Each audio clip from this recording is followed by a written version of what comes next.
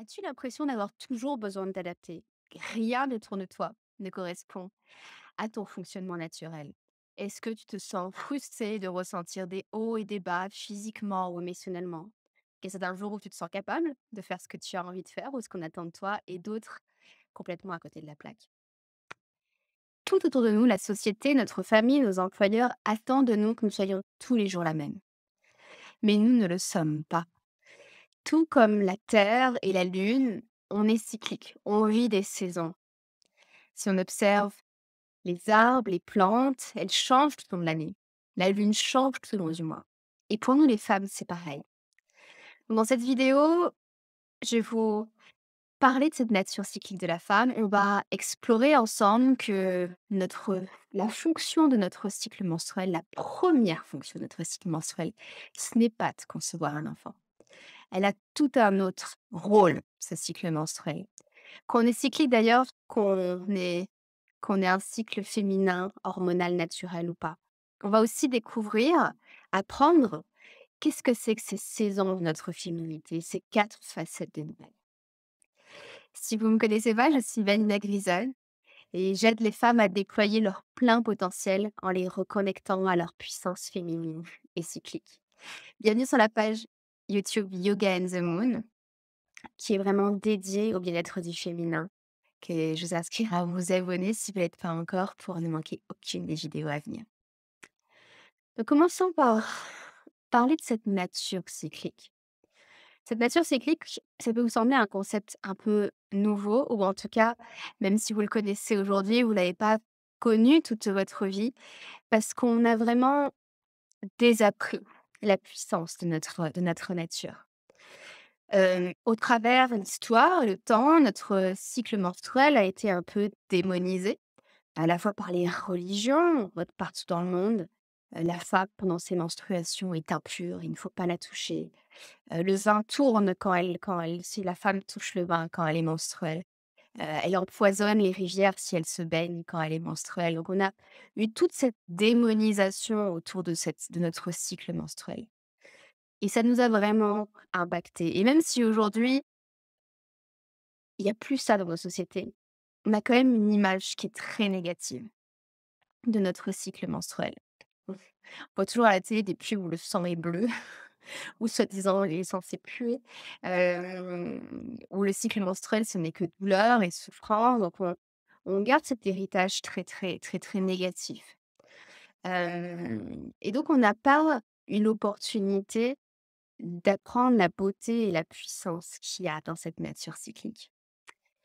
Et la première vague de féminisme dans les années 60, toutes ces magnifiques, merveilleuses femmes qui se sont battues pour nos droits, elles se sont battues pour faire une place aux femmes dans le monde. Donc on a serré les coudes, on s'est fait une place et si moi je pense aussi à mes années en entreprise, c'était la même chose, fallait encore serrer les coudes, pour se faire une place. Mais on n'a pas cherché à créer un monde à notre image. On continue à essayer de fonctionner dans un monde qui n'a pas été pensé pour nous. Hem, Dans un monde qui fait tout pour supprimer notre nature cyclique. Le rythme dans l'entreprise correspond absolument pas au rythme de la femme. Dans les écoles, rien n'est fait pour accompagner les jeunes filles dans leur cyclicité. Hem, Notre société n'accepte pas qu'une femme puisse ralentir quelques jours du mois, alors même que le restant du mois, elle est beaucoup plus productive que les hommes. Donc c'est pas une question de: «Elle s'arrête, oh mon Dieu», non! C'est on n'a pas la même énergie tout au long du mois et rien n'est fait pour s'adapter à nous. Au-delà de notre cyclicité menstruelle, il y a encore des grands combats à mener, autour de la maternité et de toute la discrimination qu'il y a encore aujourd'hui dans notre société autour de la maternité. Donc ce monde, il attend de nous qu'on fonctionne de manière linéaire, qu'on soit tous les jours la même, pendant le mois, pendant l'année, pendant notre vie. Que quand on vient d'avoir un bébé, on revienne au travail et qu'on reprenne le même rythme et qu'on soit toujours, toujours, toujours les mêmes.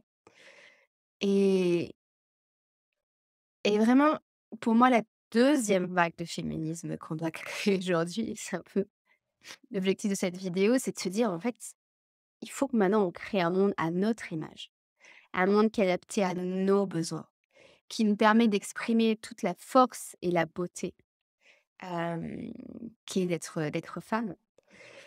Parce que cette répression de notre nature cyclique, de notre rythme naturel de femme, ça génère en nous un stress latent, parce qu'on est en permanence obligé de s'adapter. Donc je parlais de ces moments du mois où on a envie de voir personne et pourtant il faut qu'on soit là, sourire à tout le monde, faire semblant d'être pleine d'énergie, reprendre son travail après 2 mois et demi de congé maternité alors que c'est pas du tout ce qu'on a envie de faire au fond de nous et ça dépend de chaque femme. Je suis pas en train de généraliser, mais pour beaucoup, cette reprise à 2 mois et demi, c'est une forme de violence. On doit cacher notre fatigue, on doit cacher nos inconforts. Dans notre société, la ménopause, c'est un peu et elle est pas du tout accueillie, elle est pas du tout valorisée et en conséquence de tout cet stress, cette anxiété latente, on voit une épidémie de problématiques autour du cycle féminin. Les syndromes polycystiques, l'endométriose, les cycles irréguliers, les aménorrhées des mois et des mois sans avoir de menstruation. Les passages à la ménopause qui se font avec beaucoup, beaucoup, beaucoup de difficultés. Alors dans certains pays où le féminin est accepté, les femmes n'ont aucun symptôme à la ménopause. Donc on voit qu'il y a une épidémie de maladies et d'inconfort du cycle menstruel qui sont, pour moi, les symptômes de cette déconnexion de notre nature cyclique. On n'arrive pas à l'exprimer, on bloque encore plus. Il y a toute cette contraction à l'intérieur de nous qui s'exprime et qui joue aussi sur notre système immunitaire, sur notre système nerveux, hein, c'est pas que sur notre système hormonal. Et aujourd'hui, quand on regarde la médecine moderne, elle considère que notre, cycle est obsolète et on voit dans des rapports médicaux, le cycle féminin et hormonal est obsolète. C'est une erreur de la nature. Hem Et ils considèrent que la seule fonction de ce cycle, c'est la fertilité et que le reste du temps, on a tout intérêt à le bloquer, à l'arrêter, ce cycle. Heureusement, aujourd'hui, il y a beaucoup d'ouvrages, de livres qui sortent, qui montrent que notre système hormonal, en fait, il a bien d'autres fonctions, y compris pour la santé de notre corps et que de le bloquer, ça a des impacts négatifs sur notre santé. Hem, mais on voit cette promesse de la médecine moderne de dire que les traitements hormonaux, les pilules vont nous sauver de cette erreur de la nature. Moi, je voudrais que vous parler justement de la puissance de ce cycle que la nature a conçu et prévu pour nous. Et la première fonction de ce cycle, on vient à ce sujet-là dans notre petit temps d'enseignement. Cette première fonction du cycle menstruel, ce n'est pas de concevoir des enfants. Mais qu'est-ce que c'est? À quoi il sert ce cycle menstruel? C'est pas quelque chose qu'on nous a transmis. On nous a transmis de dire: «Ah, tu vas souffrir. Ah tiens, prends un tampon, prends un Doliprane». On nous a très peu d'entre nous, on nous a enseigné la puissance et la plus grande fonction que remplit notre cycle menstruel. Et c'est quoi cette fonction? Cette fonction, c'est de nous révéler à nous-mêmes. Notre cycle menstruel est là pour nous révéler à nous-mêmes. Il est là pour nous apprendre à équilibrer, à intégrer toutes les facettes de qui on est. Parce que si on n'est pas linéaire, c'est parce qu'on est différente tout au long du mois. On a de multiples facettes, on a de multiples dons et talents qui cherchent à s'exprimer. Aujourd'hui, on reconnaît quand même qu'une femme dans les entreprises, c'est des véritables atouts parce qu'elles ont toute cette richesse. Elles ont toutes ces facettes à dévoiler. Et notre cycle menstruel, il va nous aider à voyager dans toutes ces facettes de nous-mêmes pour les révéler, dire: «Oh, ma créativité, oh, ma capacité à créer avec l'autre. Waouh! La guerrière qui peut tout affronter et qui peut foncer, mettre en place les choses». Toutes ces facettes de nous, tellement riches. Et quand on bloque notre cycle hormonal, heu, on limite notre potentiel. Donc la plupart des traitements hormonaux, les pilules, elles vont nous bloquer dans une des facettes de notre féminité et parfois c'est très confortable. Moi pendant des années, j'ai pris la pilule et j'adorais ça parce que ça m'empêchait de ressentir ces hauts et ces bas ou les inconforts de mon cycle. Mais quand on est bloqué sur une des facettes de nous-mêmes, on vit qu'une forme de créativité, on vit qu'une façon de penser, on vit qu'une seule, facette de notre sexualité. On n'incarne qu'une seule version de nous-mêmes. On s'appauvrit énormément et notre cycle menstruel, il est bien plus long que le temps où on va être capable de procréer, donner la vie. Quand on pense à ce temps où on cherche à donner la vie, à être mère, c'est peut-être 10, 15 ans, peut-être un petit peu plus pour certaines. Notre cycle menstruel, c'est 40 ans de notre vie. C'est 40 ans pour explorer qui nous sommes, dans toute la richesse de qui nous sommes. Et je suis pas en train de dire que quand on n'a pas un cycle menstruel naturel, on n'est pas cyclique, parce que notre nature, elle est cyclique de manière inhérente chez la femme.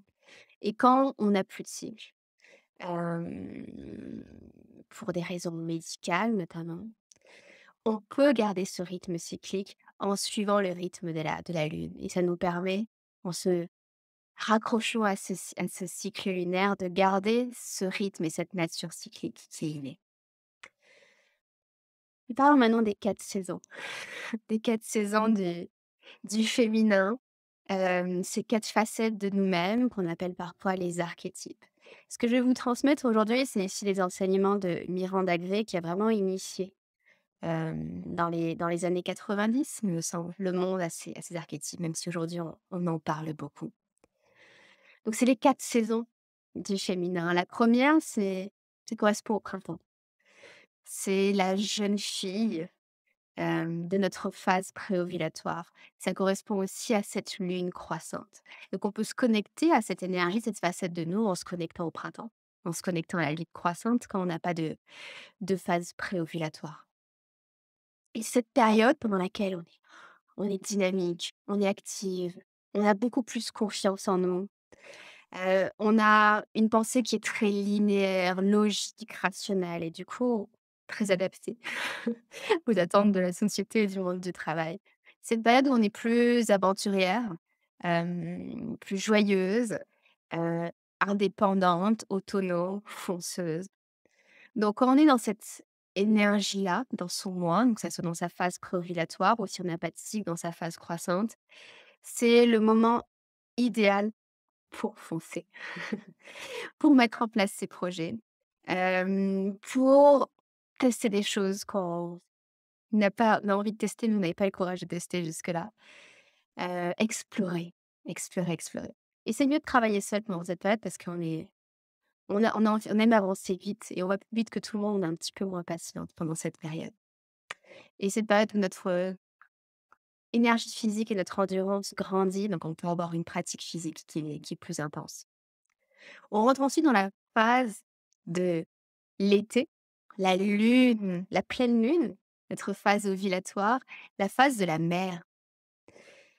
C'est toutes ces énergies un peu nourricières, cette plénitude quand la lune est pleine, quand le soleil est le plus présent dans le ciel. Donc c'est un peu l'apogée, une phase d'apogée dans notre vie, dans notre moi. Et quand on est dans cette période de pleine lune, dans notre cycle ovulatoire, ça éveille vraiment notre côté nourricier, généreux. On est très tourné vers les autres. On est généreuse, on est empathique. Donc c'est vraiment un moment idéal pour collaborer, pour ouvrir notre cœur aux autres, pour passer du temps avec ceux qu'on aime, passer du temps avec ses enfants parce qu'on est extrêmement patient pendant cette phase. Et vraiment l'autre devient très, très important pendant cette phase.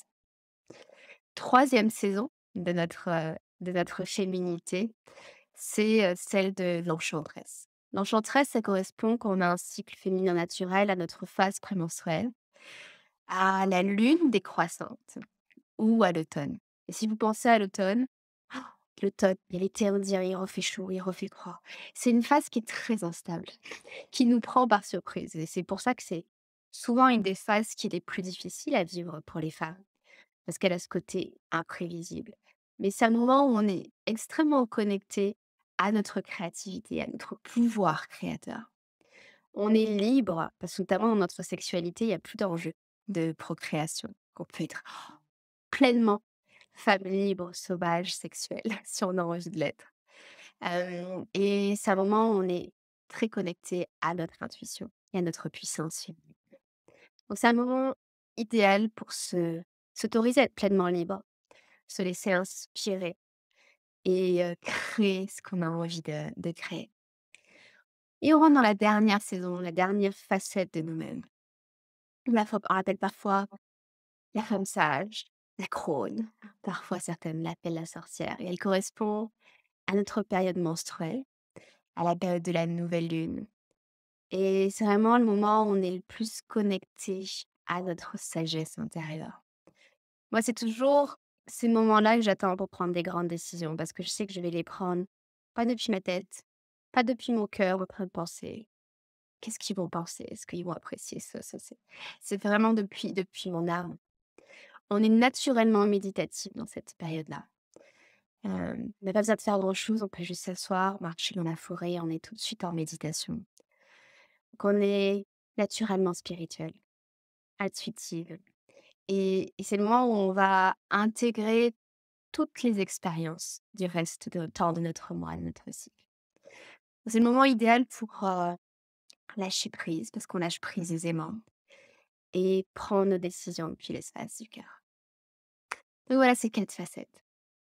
Si vous êtes menstruel, vous avez un cycle féminin naturel, vous les vivez tous les mois au rythme de votre propre cycle. Si vous êtes sous traitement hormonal, sous pilule, vous n'avez plus de cycle, vous le vivez d'une certaine manière. Si vous y connectez, vous allez le vivre pleinement en suivant le cycle de la lune.